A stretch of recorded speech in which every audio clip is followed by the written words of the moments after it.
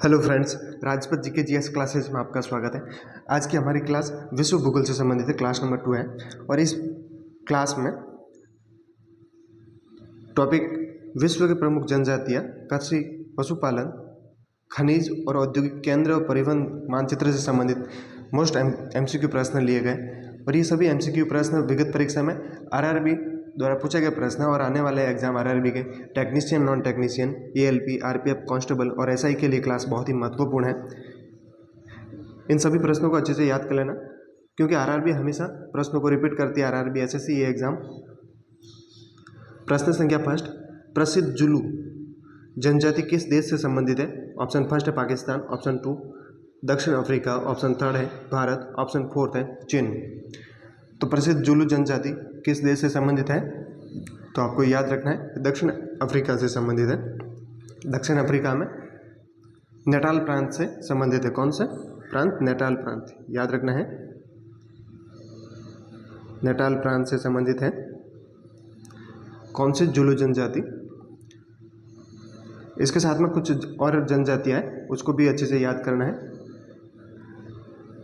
Pygmy, कौन सी जनजाति है? पिग्मी। ये किस क्षेत्र से विशेष है? तो कांगो बेसिन से संबंधित है, याद रखना है। कांगो बेसिन से संबंधित है पिग्मी जनजाति। एक जनजाति है बद्दू। कौन सी? बद्दू जनजाति है, ये अरब मरुस्थल से संबंधित है। ये जितनी भी जातियां हैं एग्जाम में पूछी गई है, इसलिए इंपॉर्टेंट आने वाले एग्जाम के लिए। मरुस्थल, अरब मरुस्थल से संबंधित है। तीसरी है याकूत। कौन सी? याकूत। ये याकूत जनजाति किससे संबंधित है? ये टुंड्रा प्रदेश, याद रखना है। टुंड्रा प्रदेश, टुंड्रा प्रदेश या उत्तरी पूर्वी साइबेरिया भी आपको मिल सकता है, तो याद रखना है। चौथी जनजाति है आइनो। कौन सी? आइनो। ये किस क्षेत्र से संबंधित है? तो ये जापान में मिलते हैं आइनो जाति के लोग। कहाँ पर? जापान में। और पांचवी है माओरी।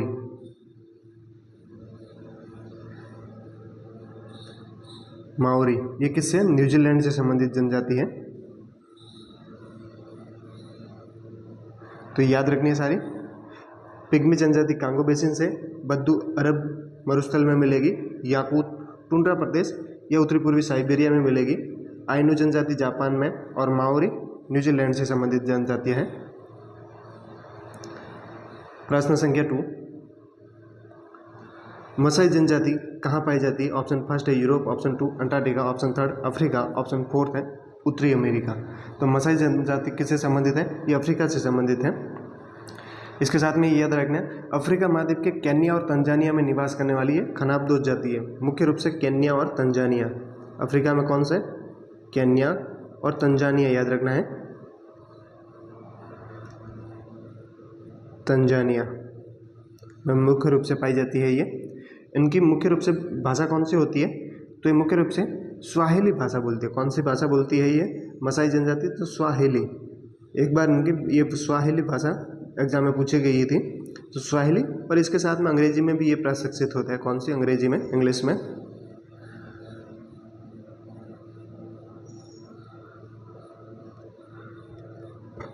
प्रश्न संख्या 3,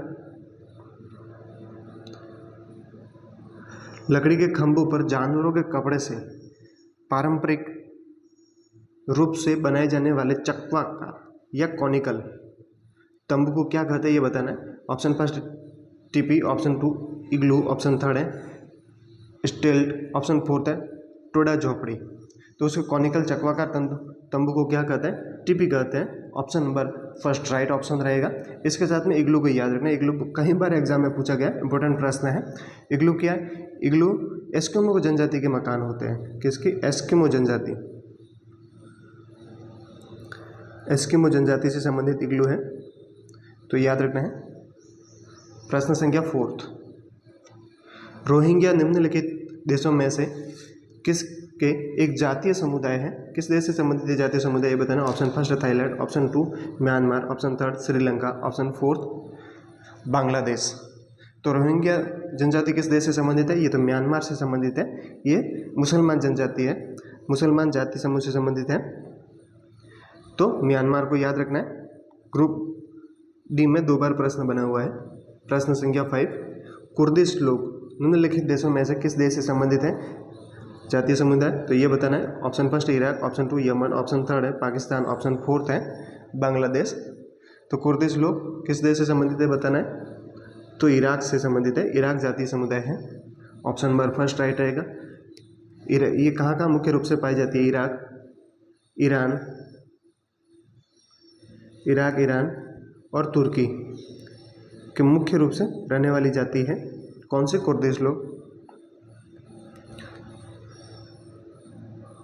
प्रश्न संख्या 6, मधेसी समुदाय के लोग कहाँ पर निवास करते हैं? ऑप्शन फर्स्ट है भूटान, ऑप्शन 2 पाकिस्तान, ऑप्शन 3 है नेपाल, ऑप्शन 4 है मालदीव। तो ये मधेसी जनजाति है, ये नेपाल से संबंधित है। नेपाल के दक्षिणी भाग के मैदानी क्षेत्र को क्या कहते हैं? मधेश कहते हैं। और वहाँ पर निवास करने वाले लोग हैं, नेपाली लोगों को क्या कहते हैं? मधेसी कहते हैं। याद रखना, नेपाल के दक्षिणी भाग में, नेपाल के दक्षिणी भाग में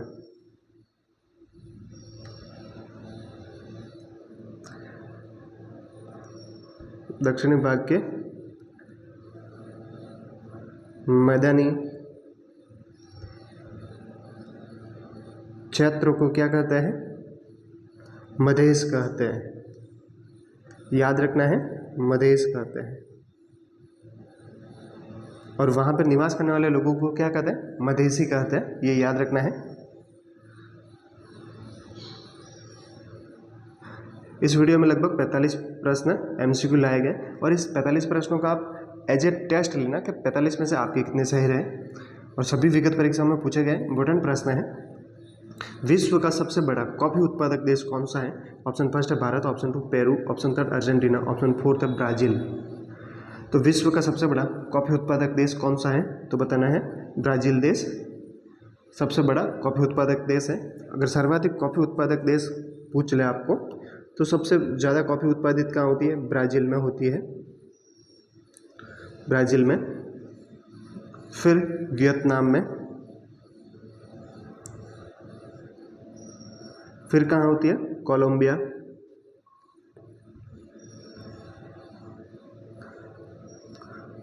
और इथियोपिया।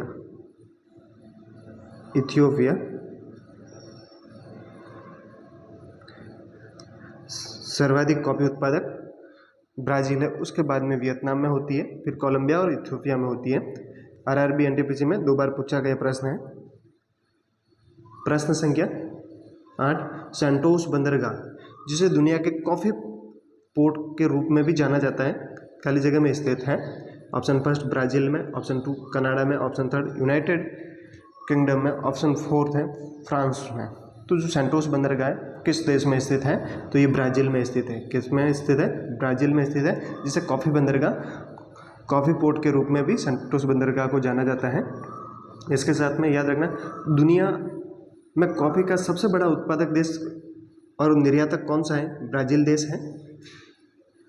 और ब्राज़ील में कॉफ़ी के बागान को क्या कहते हैं? याद रखना, ब्राज़ील में कॉफ़ी के बागान को क्या कहते हैं? तो फजेंडा कहते हैं। ये भी प्रश्न पूछा गया है कि फजेंडा क्या है? तो फजेंडा, कॉफ़ी के बागानों को ब्राज़ील में फजेंडा कहते हैं। प्रश्न संख्या 9, निम्नलिखित में से रेशम की उत्पत्ति किस देश से हुई है? ऑप्शन फर्स्ट है मिस्र, ऑप्शन 2 चीन, ऑप्शन 3 है जापान, ऑप्शन 4 है भारत। तो चीन देश राइट रहेगा। ऑप्शन नंबर 2 चीन में रेशम की उत्पत्ति हुई थी। याद रखना, चीन विश्व का सबसे बड़ा रेशम उत्पादक राष्ट्र है, सबसे बड़ा रेशम उत्पादक देश।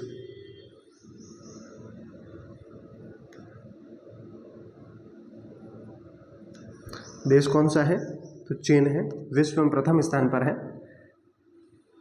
इसके साथ में याद रखना जो चीन है, चीन रेशम की उत्पत्ति की शुरुआत कहाँ से हुई, तो एक नाम याद रखना है सी लिंग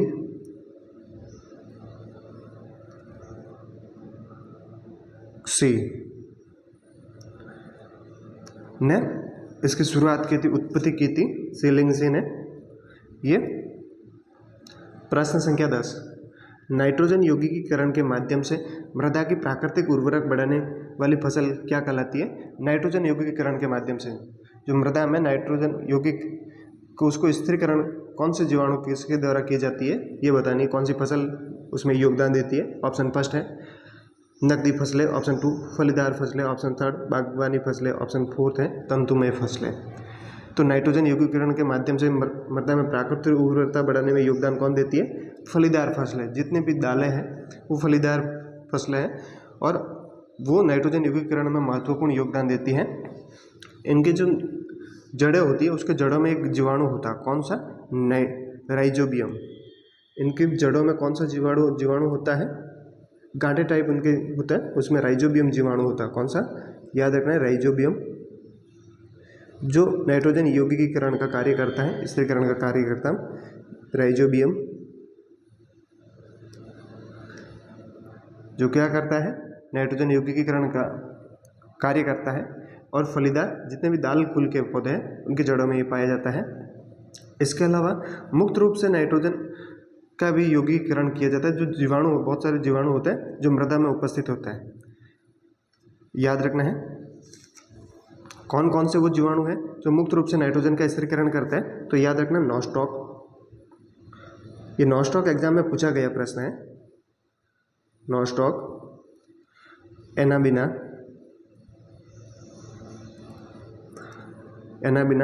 क्लास्ट्रिडियम,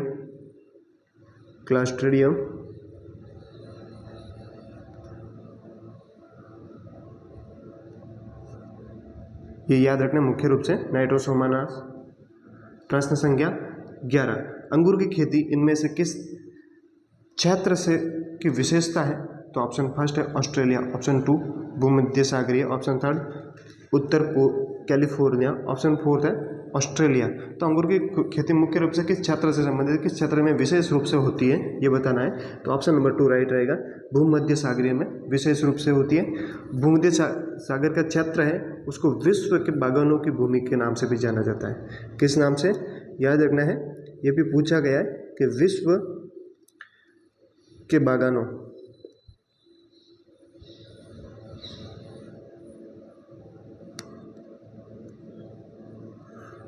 की भूमि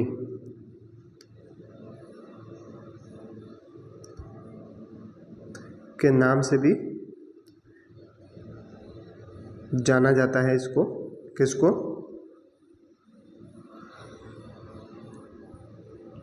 तो याद रखना है भूमध्य सागरीय जो क्षेत्र है उसको विश्व के बागानों की भूमि के नाम से भी जाना जाता है। इस क्षेत्र में कौन कौन सी खेती होती है, तो याद रखना है अंगूर, इसके अलावा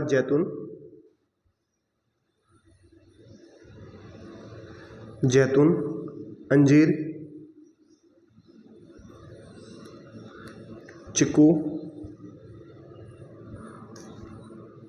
सेब, ये भूमध्य सागरीय में मुख्य रूप से होने वाली फल है। इस प्रकार की कृषि दक्षिण स्पेन देश का अगर पूछ ले तो दक्षिण स्पेन, इटली, यूएसए और पश्चिमी तुर्की क्षेत्र बताने हैं। प्रश्न संख्या 12, विश्व में गेहूं का सबसे बड़ा उत्पादक देश कौन सा है। यूएसए, ऑप्शन 2 है में रूस, ऑप्शन 3 में चीन, ऑप्शन 4 में भारत। तो गेहूं उत्पादक देश सबसे बड़ा कौन सा है, तो चीन। ऑप्शन नंबर 3 राइट ऑप्शन रहेगा। अगर चैनल पे फर्स्ट बार आए हो तो चैनल को सब्सक्राइब, लाइक और शेयर कीजिए। आने वाले एग्जाम के लिए प्रश्न बहुत ही महत्वपूर्ण है। इसी के साथ में इस चैनल के माध्यम से आपको साइंस, मैथ्स और रीजनिंग की क्लासें बहुत ही शॉर्ट तरीके से समझाई जाएगी, जो आपके एग्जाम के आने के लिए बहुत ही महत्वपूर्ण होगी। और जो करंट अफेयर्स की क्लास है वो मंथली प्रोवाइड करवाई जाएगी। प्रश्न संख्या 13, ब्राज़ील में कॉफ़ी के बागानों को खाली जगह के नाम से जाना जाता है। अभी बताया था। तो ब्राज़ील में कॉफ़ी के बागानों को किस नाम से जाना जाता है, तो फजेंडा के नाम से जाना जाता है। ऑप्शन नंबर 2 राइट ऑप्शन रहेगा। प्रश्न संख्या 14, दुनिया के सबसे बड़े दुग्ध उत्पादक देश का नाम बताइए। ऑप्शन फर्स्ट है यूएसए, ऑप्शन 2 चीन, option third Bharat, option fourth है इंग्लैंड। तो दुनिया के सबसे बड़े दुग्ध उत्पादक देश कौन सा है? तो भारत है। ऑप्शन नंबर थर्ड राइट रहेगा। अभी सर्वाधिक दुग्ध उत्पादक देश कौन कौन से है? तो प्रथम स्थान पर भारत हो जाएगा और दूसरे स्थान पर यूएसए हो जाएगा। कौन सा? यूनाइटेड स्टेट अमेरिका हो जाएगा दूसरे स्थान पर। और अंडा उत्पादक अगर आपको पूछ ले, कौन से अंडा उत्पादक देश कौन कौन से हैं? तो प्रथम स्थान पर चीन हो जाएगा। फिर भारत का इसमें कौन सा स्थान है? तो इसमें भारत तीसरे स्थान पर है। कौन से स्थान पर? थर्ड स्थान पर है, याद रखना है। प्रश्न संख्या 15, अफगानिस्तान का हेलमंद प्रांत किस खेती के लिए प्रसिद्ध है? ऑप्शन फर्स्ट है अफीम, ऑप्शन 2 चाय, ऑप्शन थर्ड है चावल, ऑप्शन फोर्थ है गेहूँ। तो जो अफगानिस्तान का हेलमंद है वो किस खेती के लिए प्रसिद्ध है? तो याद रखना है ये अफीम की खेती के लिए प्रसिद्ध है। और विश्व की जितनी भी अफीम होती है उसका 75%, कितना? 75% कहाँ से उत्पादित होता है? तो ये हेलमंद से उत्पादित होता है। याद रखना विश्व की बात चल रही है यहाँ पर। विश्व में जितना भी अफीम होता है उसका 75% अकेला हेलमंद से उत्पादित होता है। प्रश्न संख्या 16, वह भूमि क्या कहलाती है जिसमें किसी एक कृषि वर्ष के दौरान एक या एक से कम वर्ष समय के लिए कृषि नहीं की जाती? यानी शॉर्ट भाषा में वह कृषि जिसमें एक साल के आसपास में एक कृषि वर्ष में कहीं खेती नहीं की गई, कृषि नहीं की गई, उस भूमि को क्या कहते हैं? ऑप्शन फर्स्ट है प्रतिभूमि, ऑप्शन 2 शुद्ध बोया क्षेत्र, ऑप्शन थर्ड खेती योग्य बंजर भूमि, ऑप्शन फोर्थ बंजर भूमि। तो उसे क्या कहते हैं? प्रतिभूमि कहते हैं, जो एक साल से वहाँ पर खेती नहीं की गई है। Option number first right option रहेगा। प्रश्न संख्या 17, निम्नलिखित में से कौन सा विकल्प टोंगिया प्रणाली, टोंगिया सिस्टम का उचित वर्णन करता है? टोंगिया प्रणाली को समझाने वाला कथन कौन सा सही है ये बताना। ऑप्शन फर्स्ट है यह लगाए गए पेड़ों की पंक्तियों के बीच कृषि फसलों को उगाने की एक प्रणाली है। ऑप्शन 2 है इसका अर्थ मिट्टी की उर्वरता बढ़ाने के लिए भूमि के एक टुकड़े में आग लगाना है। प्रश्न संख्या 3 है यह फसलों या चारागाह के आसपास या उनके बीच पेड़ों अथवा झाड़ियों को उगाने की प्रणाली है। ऑप्शन 4 में है यह वनों का प्रबंधन और संरक्षण है और बंजर भूमि पर वनीकरण प्राप्त करता है। तो टोंटा प्रणाली क्या है? टोंटा सिस्टम। तो ऑप्शन नंबर फर्स्ट राइट रहेगा। यह लगाए गए पेड़ों की पंक्तियों के बीच कृषि फसलों को उगाने की एक प्रणाली है। ऑप्शन नंबर फर्स्ट राइट रहेगा। इसके साथ में याद रखना है ये कहाँ पर प्रसिद्ध है, प्रचलित है? तो ये म्यांमार से संबंधित है। कहाँ से? म्यांमार में पद्धति अपनाई जाती है और ये एक टाइप की है झुम कृषि है, झुम कृषि की पद्धति है। प्रश्न संख्या 18, वह क्षेत्र जहाँ किसान केवल सब्जियों की विशेषज्ञता रखते हैं इस प्रकार की खेती क्या कहलाती है? ऑप्शन नंबर फर्स्ट है सहकारी खेती, ऑप्शन 2 सामूहिक खेती, ऑप्शन थर्ड मिश्रित खेती, ऑप्शन फोर्थ है ट्रक फार्मिंग। तो उसे केवल सब्जियों से विशेषज्ञता रखते हैं ऐसी खेती क्या कहलाती है? ट्रक फार्मिंग कहलाती है। प्रश्न संख्या 19, साइबेरियाई आइबैक्स क्या है? ऑप्शन फर्स्ट है पहाड़ी शेर है, ऑप्शन 2 बड़ी और भारी बकरियां है, ऑप्शन थर्ड पहाड़ी हिरण है, ऑप्शन फोर्थ एक प्रकार का घोड़ा है। तो साइबेरियाई आइबैक्स क्या है?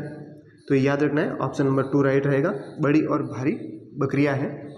अगर इनका आपको वैज्ञानिक नाम पूछ लें कि जो साइबेरिया आइबैक्स है इनका वैज्ञानिक नाम क्या होता है, जूलॉजिकल नाम क्या होता है, तो याद रखना है इनका वैज्ञानिक नाम क्या होता है? वैज्ञानिक नाम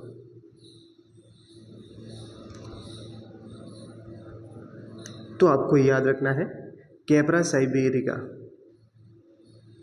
क्या याद रखना है? कैपरा हिरकस बकरी का नाम होता है वैज्ञानिक नाम।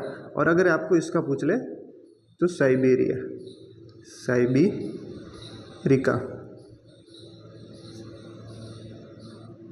इसका वैज्ञानिक नाम होता है।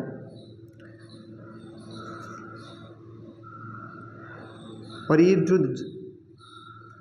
बकरियां हैं भारत में कहाँ कहाँ पर पाई जाती है? तो भारत में याद रखना लद्दाख और जम्मू कश्मीर, जेके, जम्मू कश्मीर, और तीसरा ट्रांस हिमालय के आसपास में इस टाइप की बकरियां पाई जाती हैं, ट्रांस हिमालय। प्रश्न संख्या 20, किस फसल को खेती के लिए जल भराव की आवश्यकता होती है? ऑप्शन फर्स्ट है चाय, ऑप्शन 2 कॉफ़ी, ऑप्शन 3 चावल, ऑप्शन 4 है सरसों। तो ऐसे कौन से खेत है जल भराव की आवश्यकता होती है? तो ऑप्शन नंबर 3 राइट रहेगा, चावल में जल भराव की आवश्यकता रहती है। अभी चावल का वानस्पतिक नाम भी कई बार एग्जाम में पूछा गया है, तो चावल का वानस्पतिक नाम क्या होता है? जो बॉटनिकल नेम या वैज्ञानिक नाम पूछे तो भी एक ही है, तो याद रखना है इसका वानस्पतिक नाम। वानस्पतिक नाम क्या होता है?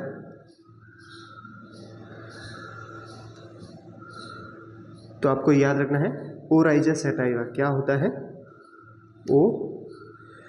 ओराइजा सैटाइवा,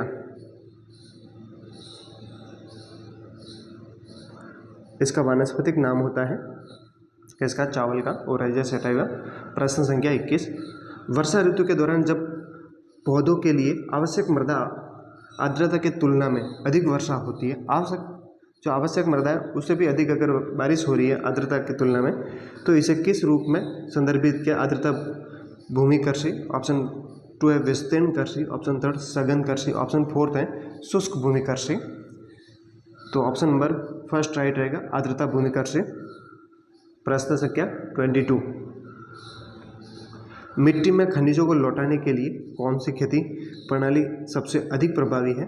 मिट्टी में वापस खनिज लवण होता है, उनको वापस लौटाने के लिए कौन सी पद्धति अपनानी चाहिए ये बताना है। ऑप्शन फर्स्ट है कंटूर जुताई, ऑप्शन 2 सीढ़ीदार खेती, ऑप्शन 3 है फसल चक्रानुक्रम, ऑप्शन 4 है हल चलाना।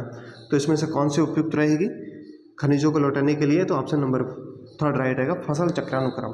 अलग अलग टाइप की अलग अलग टाइम में फसल उगाकर आप उसमें खनिजों को लौटा सकते हो, तो फसल चक्रानुक्रम अपनाना चाहिए, फसलों में हेरफेर करके। प्रश्न संख्या 23, भूमि का वह भौतिक विस्तार जिस पर फसलें बोई और काटी जाती है उसे निम्नलिखित में से किस नाम से जाना जाता है? ऑप्शन फर्स्ट है कृषि बंजर भूमि, ऑप्शन 2 परतीय भूमि, ऑप्शन 3 है कुल बीजारोपित भूमि, और ऑप्शन 4 वर्तमान परतीय भूमि। तो उसे किस नाम से जाना जाता है? फसल चक्रानुक्रम। तो उसमें क्या था याद रखना, तो उसमें अलग अलग फसलें बोई जाती है अलग अलग कालक्रम में। परतीय भूमि क्या है? जिसमें एक साल से कोई भी फसल कृषि नहीं की गई है, और अगर आपको वह पूछ ले कि जिस पर फसलें बोई और काटी जाती है भौतिक विस्तार में, तो उसे कुल बीजारोपित भूमि कहते हैं। ऑप्शन नंबर 3 राइट ऑप्शन रहेगा। प्रश्न संख्या 24, पैम्पा द्वीप निम्नलिखित में से किस खेती के लिए प्रसिद्ध है? जो पैम्पा द्वीप है वो किस खेती के लिए प्रसिद्ध है ये बताना है। ऑप्शन फर्स्ट है गेहूँ, ऑप्शन 2 चावल, ऑप्शन 3 लौंग, ऑप्शन 4 है कॉफ़ी। तो जो पैम्पा द्वीप है ये लौंग की खेती से संबंधित, किससे? लौंग की खेती से संबंधित है। अब ये पैम्पा द्वीप कहाँ पर है? तो ये याद रखना है पैम्पा द्वीप हिंद महासागर में। कहाँ पर है? हिंद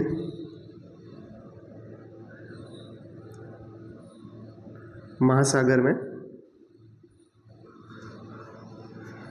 स्वाहिली तटीय क्षेत्र में स्थित है। कहाँ पर?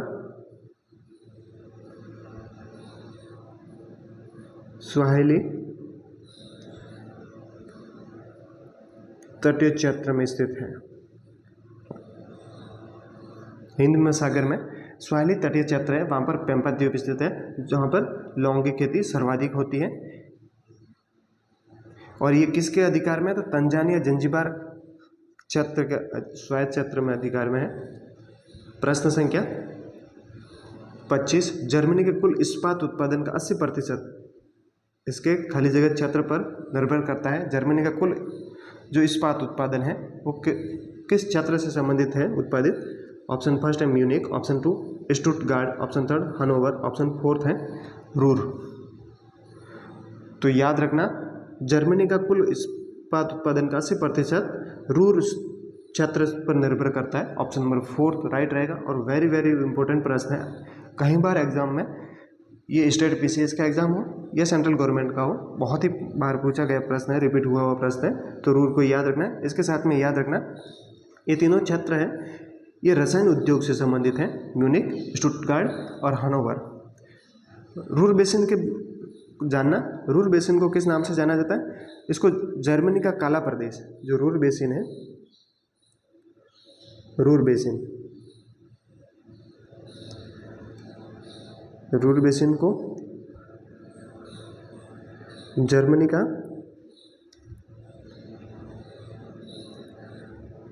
काला प्रदेश भी कहते हैं, काला प्रदेश। तो प्रश्न बन सकता है जर्मनी का काला प्रदेश। और यूरोप का औद्योगिक हृदय स्थल भी कहा जाता है। जर्मनी का काला प्रदेश, रूस बेसिन को कहा जाता है। इसके साथ में जो यूरोप का औद्योगिक हृदय स्थल किसे कहते हैं, को क्या कहते हैं? औद्योगिक हृदय स्थल, औद्योगिक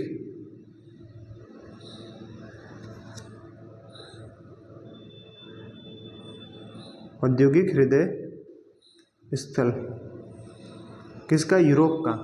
किसको कहते हैं? रूर बेसिन को कहता है। बहुत ही इंपॉर्टेंट प्रश्न है, पूछा गया। क्यों कहते हैं? क्योंकि यहाँ बिटुमिन कोयले के उत्पादन के लिए प्रसिद्ध है। कौन सा कोयला ज़्यादा मिलता है यहाँ पर रूर बेसिन में? तो बिटुमिन कोयले के लिए स्थान प्रसिद्ध है, बिटुमिनस कोयले के उत्पादन के लिए स्थान प्रसिद्ध है। प्रश्न संख्या 26, काला सोना क्या है? ऑप्शन फर्स्ट है अपरिष्कृत सोना है, ऑप्शन 2 पेट्रोल है, ऑप्शन 3 है कोयला, ऑप्शन 4 है कार्बन। तो काला सोना क्या है? तो आपको याद रखना है काला सोना पेट्रोल है। क्या है? पेट्रोल। ऑप्शन नंबर 2 राइट रहेगा, पेट्रोल। और ये किस युग में? तो टर्सरी युग से संबंधित औषधि सेलों से प्राप्त होता है। किस काल कौन सा है? तो याद रखना टर्सरी, टर्सियरी जो युग की औषधि सेल है। कौन सी? औषधि,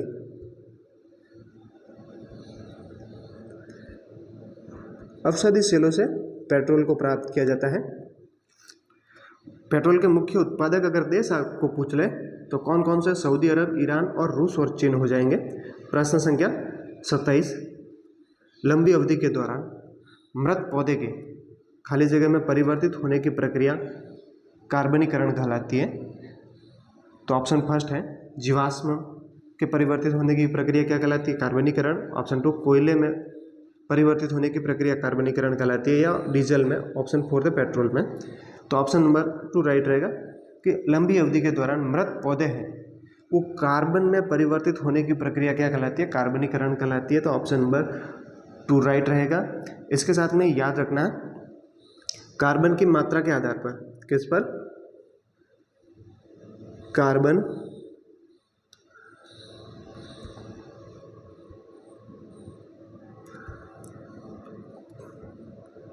कार्बन की मात्रा के आधार पर कोयला कितने टाइप का होता है? तो याद रखना 4 टाइप का। कितने टाइप का होता है? 4 टाइप का होता है। तो उसमें से प्रथम कोयला कौन सा होता है? एंथ्रेसाइट। सबसे अच्छी क्वालिटी का होता है एंथ्रेसाइट। अगर आपको पूछ ले कि सबसे अच्छी क्वालिटी का कोयला कौन सा है, तो एंथ्रेसाइट है। इसमें कार्बन का प्रतिशत कितना रहता है? तो याद रखना 80 से 95% के बीच में यहाँ पे एंथ्रेसाइट में कार्बन का प्रतिशत रहता है। दूसरा स्थान पर कौन सा है? बिटुमिनस। बिटुमिनस इसमें कार्बन के प्रतिशत मात्रा कितनी रहती है? तो याद रखना 55 से 65 के बीच में यहाँ पे कार्बन की मात्रा रहती है। और तीसरे स्थान पर है लिग्नाइट।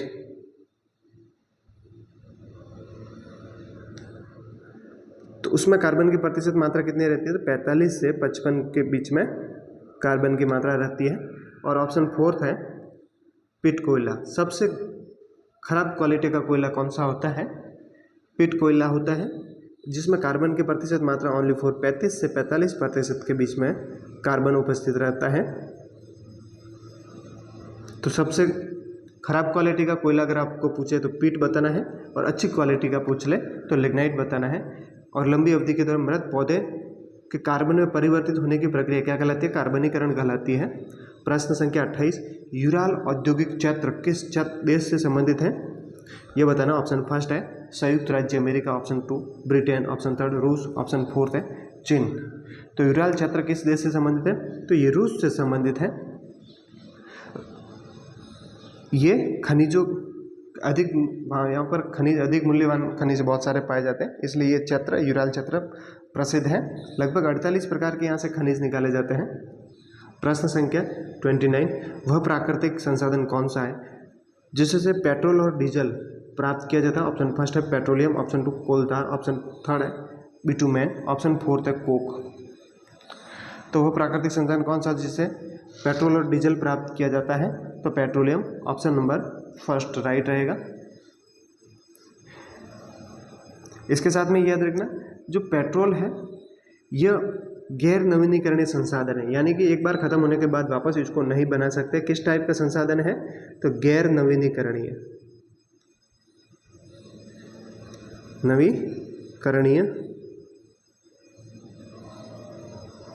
नवीकरणीय संसाधन है। और भारत में एक स्थान पड़ता है असम में डिगबोई। ये किस लिए प्रसिद्ध है? तो ये पेट्रोल उत्पादन से संबंधित है। डिगबोई याद रखना है। कहाँ पर है? कई बार एग्जाम में पूछा है डिगबोई क्षेत्र किससे संबंधित है? पेट्रोलियम से, और ये असम में पड़ता है। कहाँ पर? आज़ादी के समय से प्रसिद्ध है। प्रश्न संख्या 30, विश्व के सबसे अधिक प्राकृतिक गैस भंडार किस देश में है? ऑप्शन फर्स्ट रूस, option 2 USA, option 3 Iraq, option 4 है इराक। तो विश्व के सबसे अधिक गैस भंडारण कहाँ पर मिलता है? तो याद रखना है रूस। इसमें भंडारक देश अगर प्रथम स्थान पर पूछ ले तो रूस हो जाएगा, और उत्पादक में अगर पूछ ले तो अमेरिका।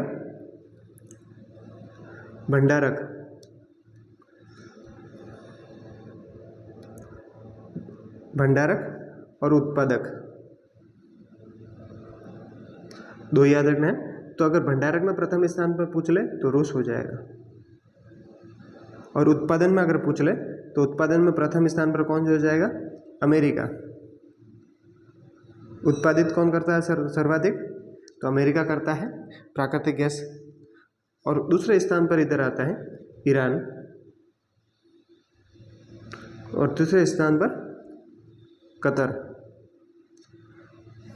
और इधर दूसरे स्थान पर रूस। दूसरे स्थान पर रूस उत्पादित करता है, प्रथम स्थान पर भंडारित है, और तीसरे स्थान पर कौन सा देश है? ईरान। ये याद रखना है। प्रश्न संख्या 31, पिट्स औद्योगिक क्षेत्र में स्थित है? ऑप्शन फर्स्ट है संयुक्त राज्य अमेरिका में, ऑप्शन 2 इंग्लैंड में, ऑप्शन 3 जापान में, ऑप्शन 4 है जर्मनी में। तो पिट्स औद्योगिक क्षेत्र किससे संबंधित है? तो ये संयुक्त राज्य अमेरिका से संबंधित है। Option number first right option रहेगा। प्रश्न संख्या 32, निम्न में से कौन सा कथन गलत है? ऑप्शन फर्स्ट है कोक कोलतार और कोयला गैस कोयले के उत्पाद है। ऑप्शन 2 जीवाश्म ईंधन अक्षय संसाधन है।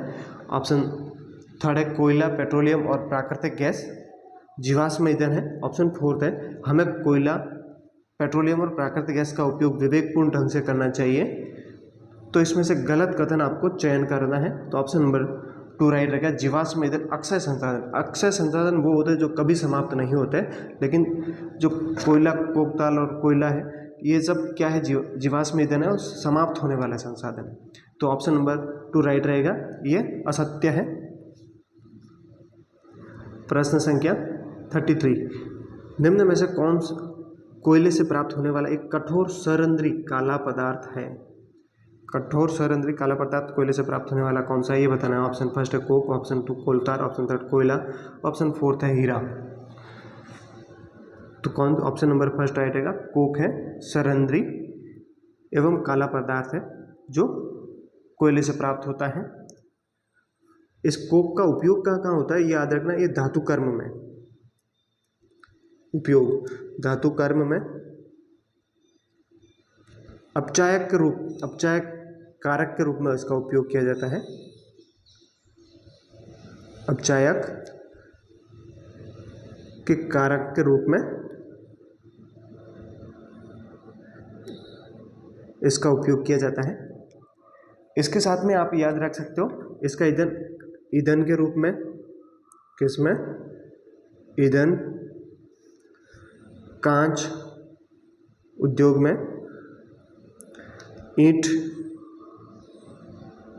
बनाने में और रासायनिक उद्योगों में, किसमें,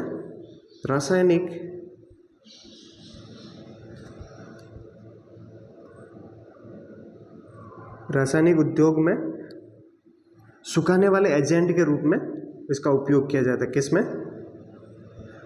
सुखाने वाले एजेंट के रूप में किसका उपयोग किया जाता है, कोक का उपयोग किया जाता है। ये इंपॉर्टेंट है। प्रश्न संख्या 34, वह धात्विक खनिज जो बाढ़ के कारण मैदानों और घाटियों में जमा हुए कचारी जमा से बनते हैं खाली जगह के रूप में जाने जाते हैं। ऑप्शन फर्स्ट है स्थूल निक्षेप, ऑप्शन 2 प्लेसर निक्षेप, ऑप्शन 3 है धात्विक ग्रंथिका है, ऑप्शन 4 है शिरा निक्षेप। तो वह धात्विक खनिज जो बाढ़ के कारण मैदानी घाटी में क्या जमा हो गया, कहीं कचारी जमा हो गया है, तो उसे क्या कहते हैं, प्लेसर निक्षेप कहते हैं। ऑप्शन नंबर 2 राइट ऑप्शन रहेगा। प्रश्न संख्या 35, विश्व का सबसे लंबा रेल मार्ग कौन सा है। ऑप्शन फर्स्ट है trans Siberian railway, option 2 trans Canadian railway, option 3 है यूनियन पैसिफिक रेलवे, ऑप्शन 4 है ऑस्ट्रेलियन ट्रांस कॉन्टिनेंटल रेलवे।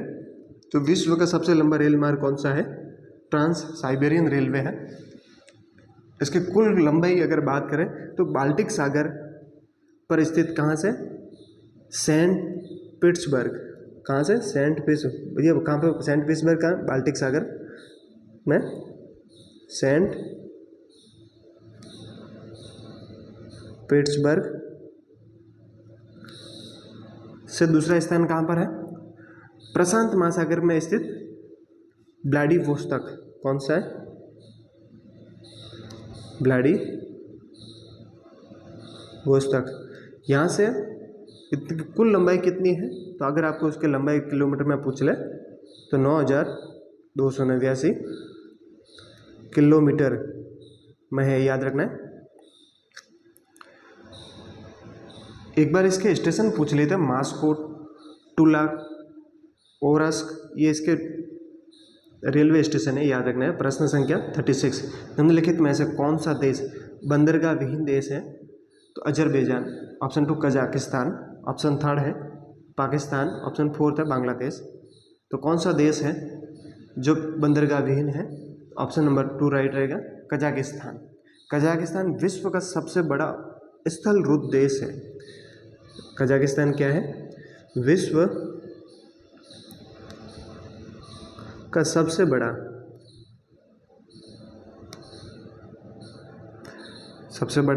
स्थलरूप देश है।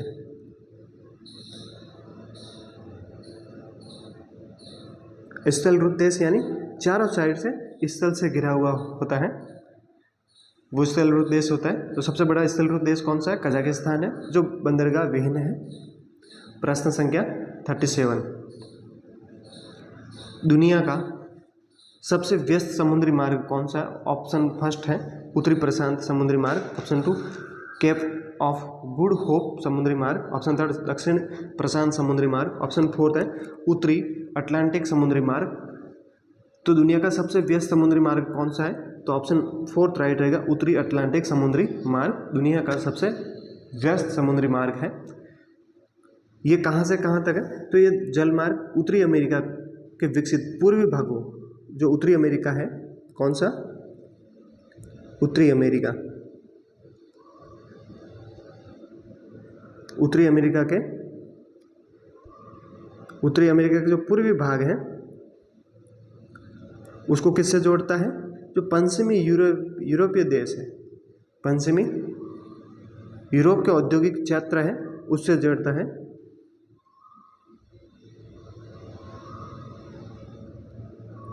कौन सा? तो पश्चिमी, याद रखना है, पश्चिमी यूरोप से जोड़ता है कौन सा? उत्तरी अटलांटिक समुद्री मार्ग। और इस मार्ग को एक उपनाम भी दिया गया है, वृहद ट्रंक मार्ग भी कहते हैं। इस मार्ग को उपनाम क्या दिया गया है, किस नाम से जाना जाता है? तो इसे वृहद ट्रंक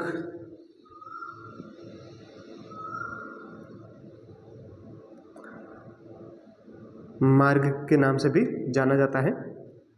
प्रश्न संख्या 38, बिग इंच पाइपलाइन निम्नलिखित में से किस का परिवहन करती है? ऑप्शन फर्स्ट है खाद्य तेल, ऑप्शन 2 जल, option 3 petroleum, option 4 sugar syrup. तो बिग इंच पाइपलाइन किसे समझते हैं? पेट्रोलियम का परिवहन करती है। ऑप्शन नंबर 3 राइट ऑप्शन रहेगा। ये पाइपलाइन टेक्सास से जर्सी तक फैली है। कहाँ से? तो याद रखना है, टेक्सास से न्यू जर्सी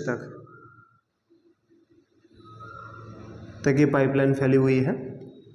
प्रश्न संख्या 39, हम्बनटोटा बंदरगाह किस देश में स्थित है? ऑप्शन फर्स्ट है Bharat, option 2 Sri Lanka, option 3 Myanmar, option 4 है थाईलैंड।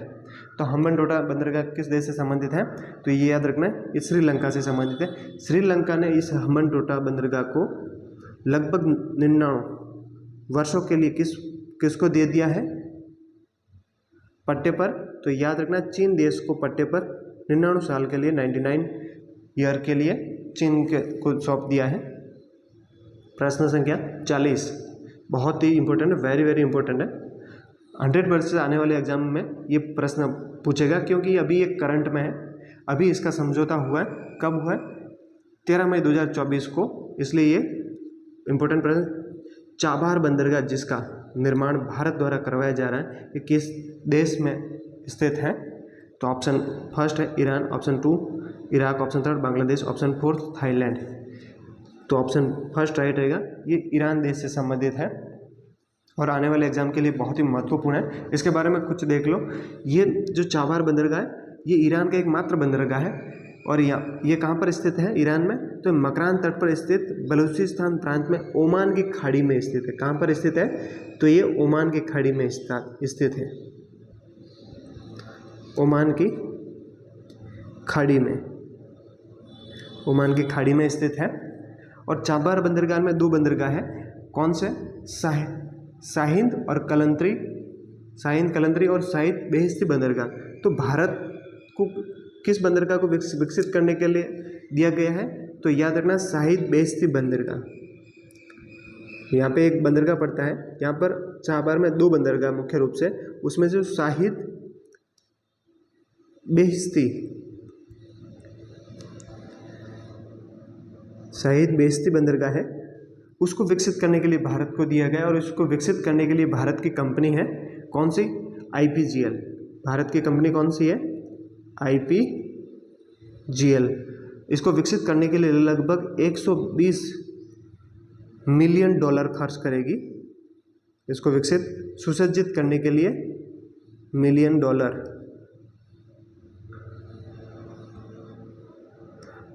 खर्च करेगी। और ये समझौता किस किस कंपनियों के बीच में हुआ था? तो याद रखना है, भारत की कंपनी कौन सी है?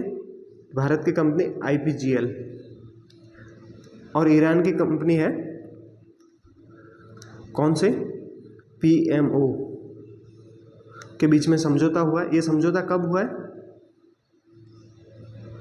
तो समझौता भी याद रखना है, ये 13 मई 2024 को हुआ है। 13 मई 2024 को हुआ है। अभी करंट में चर्चित में है, इसलिए बहुत ही इंपॉर्टेंट प्रश्न है, याद रखना। इसको विकसित करने के लिए लगभग 120 मिलियन डॉलर खर्च करेगी IPGL। प्रश्न संख्या 41, यूरोप का व्यस्ततम समुद्री बंदरगाह कौन सा है? ऑप्शन फर्स्ट है ले हावरे, ऑप्शन 2 एंटवर्प, ऑप्शन 3 है रोटरडेम, ऑप्शन 4 है राउथहैम्पटन। तो यूरोप का व्यस्ततम बंदरगाह कौन सा है? रोटरडेम बंदरगाह यूरोप का सबसे व्यस्ततम बंदरगाह है। ऑप्शन नंबर 3 राइट रहेगा। ये कहाँ पर पड़ता है? तो ये नीदरलैंड में पड़ता है। कहाँ पर? नीदरलैंड में, नीदरलैंड में पड़ता है। और ये किस नदी पर स्थित है? तो याद रखना राइन नदी पर, राइन नदी पर स्थित है। इसके साथ में दूसरे बंदरगाह है, ये याद रखना, ले हावरे। ये कहाँ का है? ये फ्रांस का है, फ्रांस से संबंधित है ले हावरे। ये एंटवर्प, ये बेल्जियम में, बेल्जियम में स्थित है।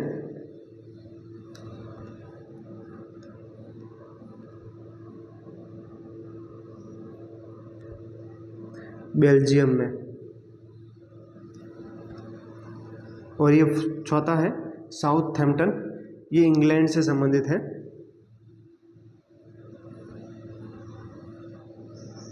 इंग्लैंड से संबंधित है, तो याद रखना है सारा। प्रश्न संख्या 42, मानचित्र या चार्ट पर मौजूद एक काल्पनिक रेखा या एक रेखा जो समुद्र जल जैसी जल सतह के नीचे समान गहराई वाले बिंदु को जोड़ती है, उसे क्या कहते हैं? जो समुद्र के नीचे समान गहराई वाले समान जल स्तर को जो लाइन जोड़ती है, उस मानचित्र में उसको क्या कहते हैं? ऑप्शन फर्स्ट है आइसोग्लॉस, ऑप्शन 2 आइसोबाथ, ऑप्शन 3 आइसोहेलाइन, ऑप्शन 4 है आइसोबार।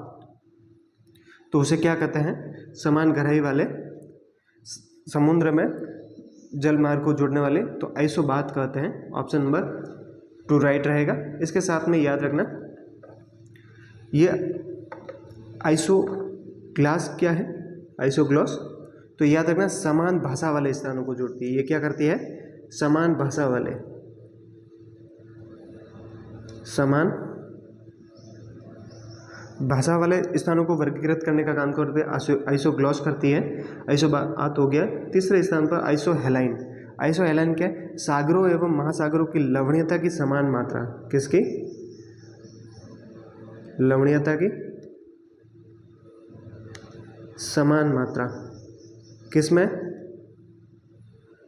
सागरों एवं महासागरों की बात चल रही है। सागरों महासागरों में लवणता की समान मात्रा वाले को, उनको सबको जोड़ने वाले मानचित्र में प्रदर्शित करने वाली लाइन को क्या कहते हैं? आइसोहेलाइन कहते हैं। और लास्ट है आइसोबार। कौन सी है? आइसोबार। ये किससे संबंधित है? ये समान वायुदाब प्रदर्शित करती है। क्या करती है? समान वायुदाब प्रदर्शित करती है। वायुदाब प्रदर्शित करती है।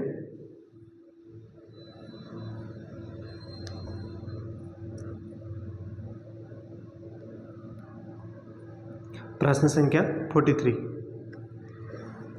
डेटम पृष्ठ से ऊपर समान ऊंचाई वाले बिंदुओं को जोड़ने वाली रेखा क्या कहलाती है?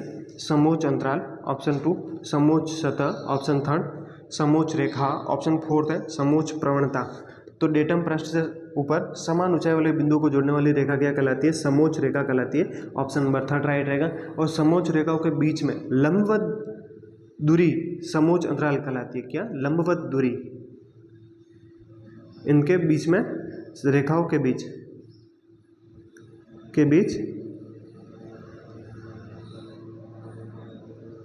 के जो लंबवत दूरी है, कौन सी?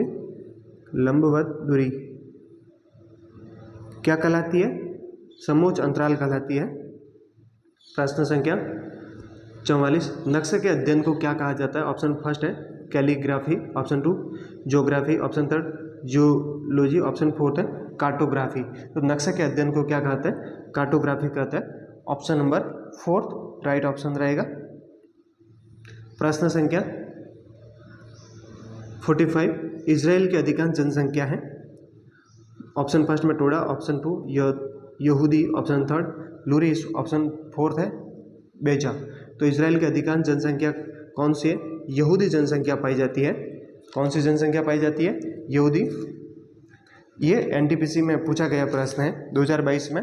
इसके साथ में कुछ औद्योगिक प्रदेश हैं जो हर बार एग्जाम में पूछते हैं, इनको सबको आपको याद रखना है। तो कौन कौन से वो औद्योगिक क्षेत्र है? तो आपको याद रखना है पिट्सबर्ग। कौन सा? पिट्सबर्ग, शिकागो,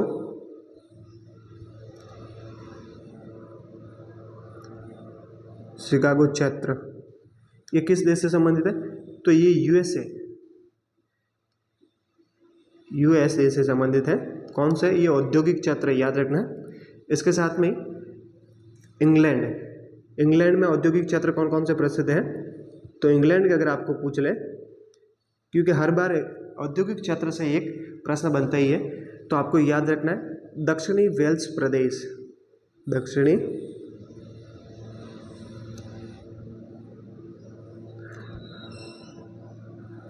वेल्स प्रदेश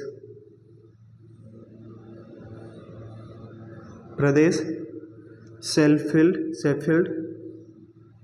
कौन सा? शेफील्ड, ये इंग्लैंड से संबंधित है। और तीसरा देश आता है जापान में कौन से औद्योगिक क्षेत्र है? तो जापान के आपको याद रखने हैं टोक्यो या टोक्यो,